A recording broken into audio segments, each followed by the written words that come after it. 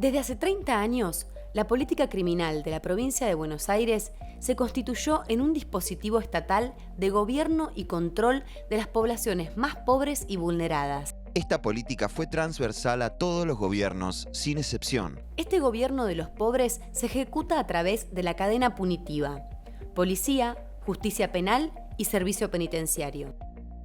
En un nuevo eslabón se agrega a partir de la creación de guardias, patrullas o policías municipales que en clave de orden y seguridad profundizan políticas expulsivas contra los pobres que irrumpen en el centro de las ciudades y en particular de aquellos que viven en la calle o realizan actividades de subsistencia, consolidando la guetización o segregación territorial de estos grupos. La exacerbación de políticas y discursos de odio hacia estos sectores, conjugadas con la creación de esos nuevos dispositivos securitarios, alimentan el sistema de encierro más grande de la Argentina. En diciembre del 2025, había 63.934 personas detenidas en cárceles, alcaldías, comisarías y con monitoreo electrónico en la provincia de Buenos Aires, contra 61.810 del año 2024.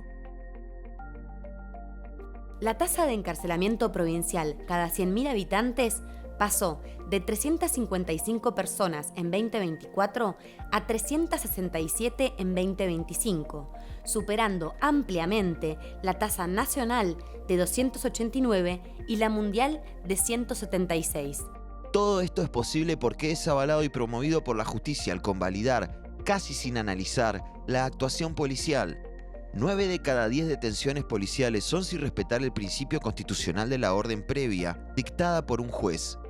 La policía detiene y la justicia confirma automáticamente esa detención. Esta cantidad de aprehensiones y detenciones colapsan el sistema de encierro, ya que se producen más ingresos que egresos. Entre 2015 y 2025 ingresaron en promedio casi 20.000 personas por año y egresaron 17.000. Dejando un saldo positivo de 3.000 personas más por año.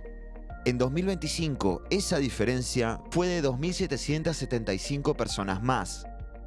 La sobrepoblación produce hacinamiento, y esto genera el agravamiento de las condiciones de detención.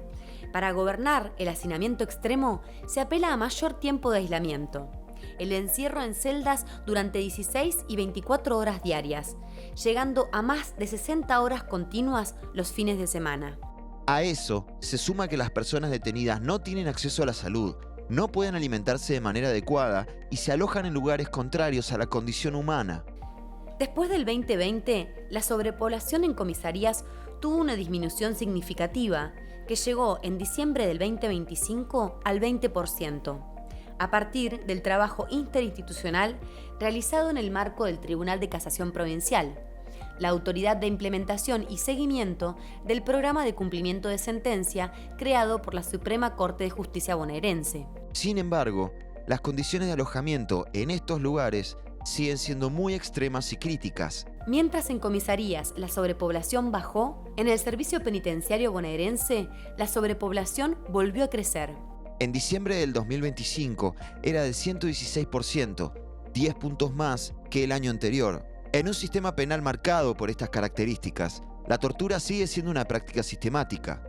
En 2025, la Comisión Provincial por la Memoria relevó más de 1.639 hechos de violencia policial y más de 87.614 hechos de vulneraciones a derechos humanos en cárceles y alcaldías. De este total, 70.000 son torturas y o malos tratos, y 14.243 son de negación de acceso a la justicia.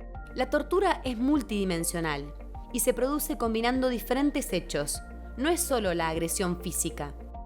También es tortura la falta de acceso a la salud, las malas condiciones de detención, el aislamiento, el hambre, los traslados constantes y gravosos, las requisas violentas y vejatorias. La prisión preventiva y el juicio abreviado son las herramientas jurídicas principales en el sostenimiento de esta política de encierro en la provincia.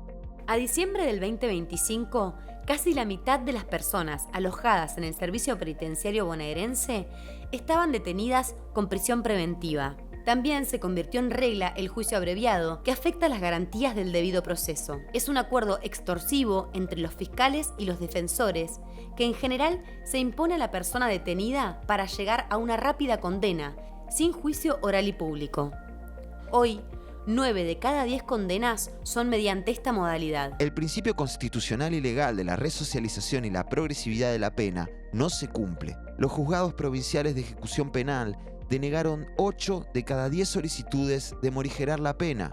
El 80% de las libertades condicionales, el 74% de las libertades asistidas, el 80% de las salidas transitorias y el 83% de las prisiones domiciliarias. Este sistema de gobierno o control funciona además con altos niveles de corrupción policial y penitenciaria.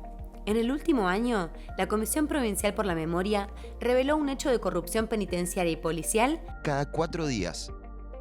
Además de estas graves violaciones a los derechos humanos, esta política criminal produce muertes. En 2025, 454 personas murieron bajo custodia del Estado o por uso letal de las fuerzas de seguridad. 224 en cárceles y alcaidías. 59 con monitoreo electrónico. 30 en comisarías o bajo custodia policial. 141 por violencia policial. Estas denuncias por torturas y muertes son sistemáticamente rechazadas o archivadas por la justicia sin investigarlas, consagrándose así la impunidad de estos delitos. Esta política criminal que viola los derechos humanos es responsabilidad de los 3 poderes del Estado: ejecutivo, legislativo y judicial.